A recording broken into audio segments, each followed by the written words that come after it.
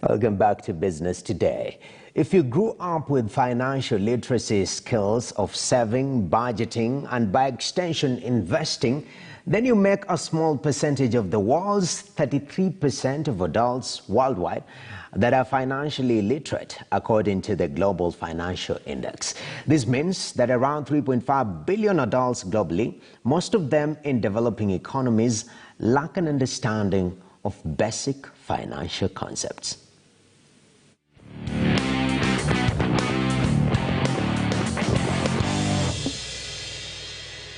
If you grew up with financial literacy skills of saving, budgeting, and by extension investing, then you make a small percentage of the world's 33% of adults worldwide that are financially literate, according to the Global Financial Index. This means that around 3.5 billion adults globally, most of them in developing economies, lack an understanding of basic financial concepts. The countries with the highest financial literacy rates are Australia, Canada, Denmark, Finland, Germany, Israel, the Netherlands, Norway, Sweden, and the United Kingdom, where about 65% or more of adults are financially literate. It is this phenomenon and many more that informed Delilah Kidanu and her partner to found KOA application. The app assists with monitoring savings, financial education, and meeting set goals in life. But there was more before developing it. Biggest thing that we were able to identify is that savings as a culture is really embedded in Kenyan society. It's the same for me in Ethiopia. My background really, I come from a family that has run the equivalent of chamas, so we call them groups. So my mom, my grandma have all been running those type of savings groups. And what we found is that here in Kenya it's the same. A lot of young people, a lot of parents and their grandparents are all part of SACCOs or chamas where they're actively saving. But what we quickly realized is that this is it's an informal way of saving, and it's not it hasn't come towards more formal institutions. So these individuals that are savings in these groups are not necessarily able to access high interest, and so they are losing the gain that they could have if they could invest into more formal institutions. So looking at that kind of dynamic and looking at the market of why do people join SACCOs, why do people join chamas, and you quickly realize that a lot of people don't have an answer as to why they joined, except for my mom is part of this group, or I joined because my grandma took me, or I was welcomed.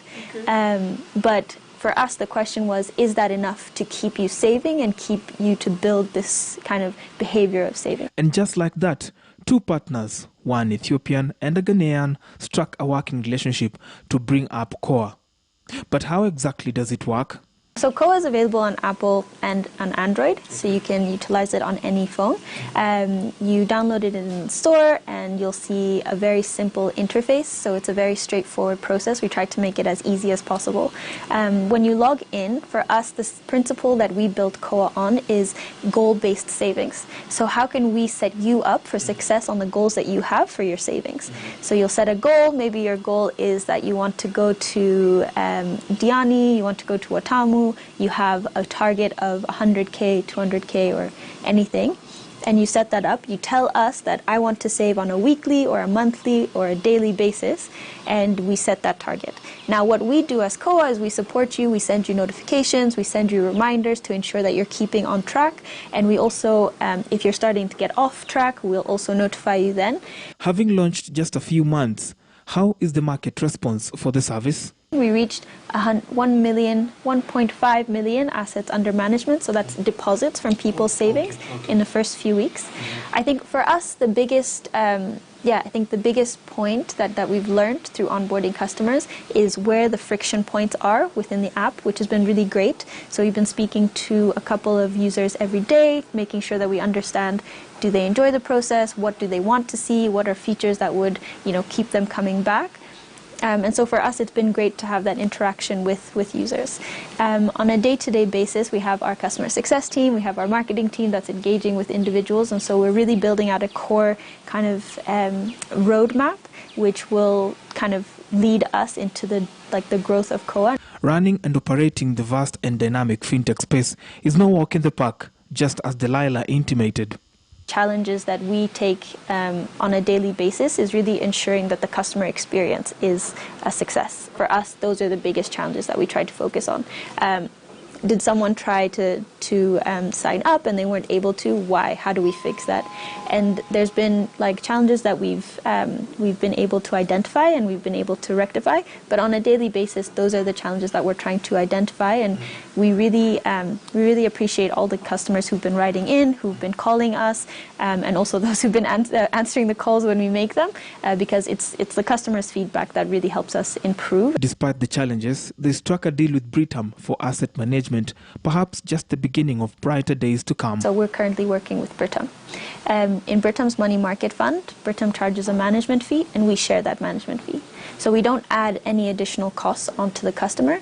For us, savings is something that's a very personal journey and something that we want people to succeed on.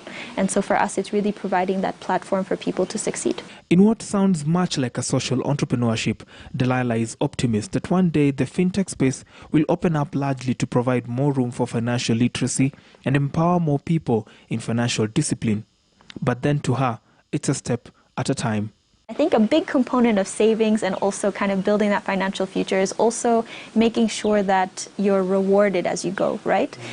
So a big thing, and we spoke about this earlier when speaking about like lending or betting, is that when you engage in such practices, you get instant gratification. If I bet today, I'll know in a few hours if I have won or if I haven't. With saving, it's a bit longer. It takes you time to build it up. You build your interest, and maybe in a few months or years, you'll see a big reward. So for us, really, the way we've built the app is to make sure that users are getting used to the fact that instant gratification is not necessarily the best when it comes to saving, but it's a little bit more of delayed gratification. So we are the ones who are encouraging you. We make sure that you feel that almost gratification from what you're doing, so that by the time you've reached your goal, you get that big reward of I've reached my goal, I'm able to go on my trip, I'm able to buy this, or that, but you remain consistent while saving with KOA. For The Innovator this week on KTN News, I'm Brian George Otieno.